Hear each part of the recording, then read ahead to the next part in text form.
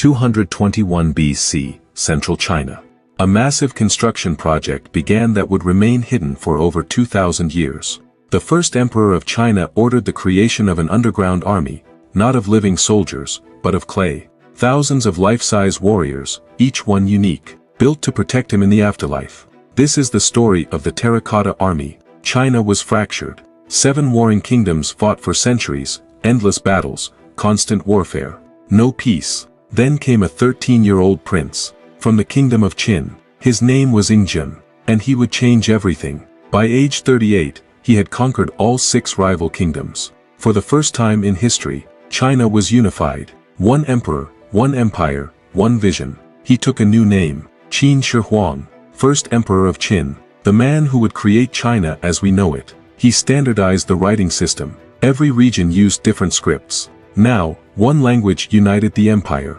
He standardized weights and measures. Currency, the width of cart axles. Everything became uniform across China. He connected existing walls into one massive barrier, the beginning of the Great Wall of China, to protect against northern invasions. But Qin Shi Huang was obsessed with death. He searched for the elixir of immortality, sending expeditions to find magical islands, consuming mercury pills his alchemists claimed would grant eternal life. But he knew, death might still come, so he began planning for the afterlife. If he couldn't live forever, he would rule forever. In the world beyond death, around 246 BC, construction began on his tomb. Near modern-day Xi'an in Shanxi province, over 700,000 workers, conscripts, craftsmen, artisans, laboring for nearly 40 years, they built an underground palace complex, covering nearly 100 square kilometers, larger than many ancient cities. The tomb itself was designed as a miniature empire,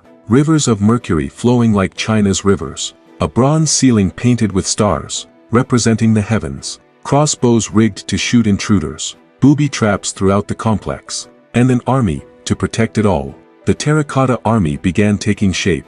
Each warrior was built from the ground up, legs molded first, solid and stable, then the torso, hollow to reduce weight, arms attached, hands positioned to hold weapons. Finally, the head, each one individually crafted, different faces, different expressions, different ages, young soldiers, grizzled veterans, officers, generals. No 2 warriors are exactly the same. Over 8,000 soldiers were created, infantry, archers, cavalry, charioteers, each positioned according to military formation, front lines, support units, command structure.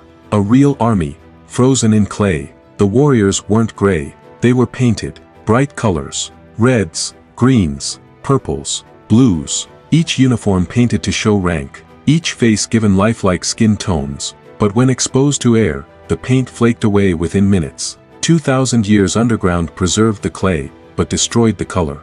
Real bronze weapons were placed in their hands, swords, spears, crossbows, arrows, sharp enough to use in battle, even after 2,000 years, still sharp.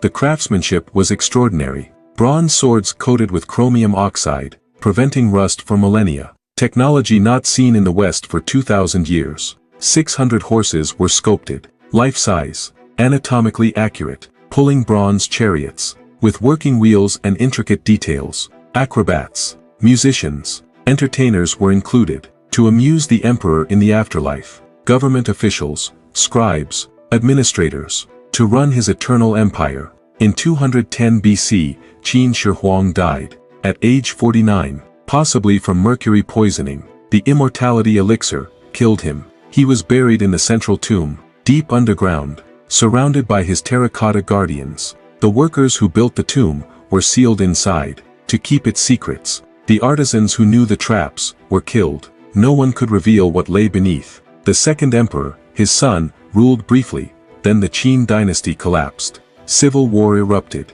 The tomb complex was looted partially, some warriors destroyed, weapons stolen, but most remained, buried, forgotten.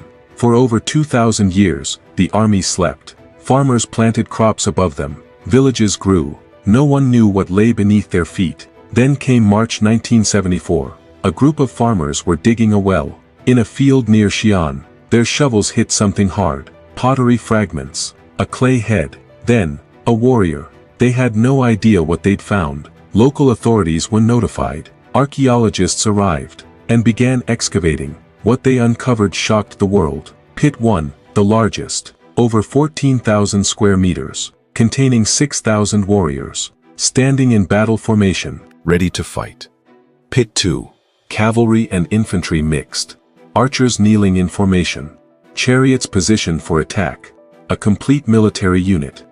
Pit 3, the command center, high-ranking officers, war chariots, the generals directing the eternal battle. But the main tomb has never been opened. It remains sealed. Ground-penetrating radar shows massive chambers.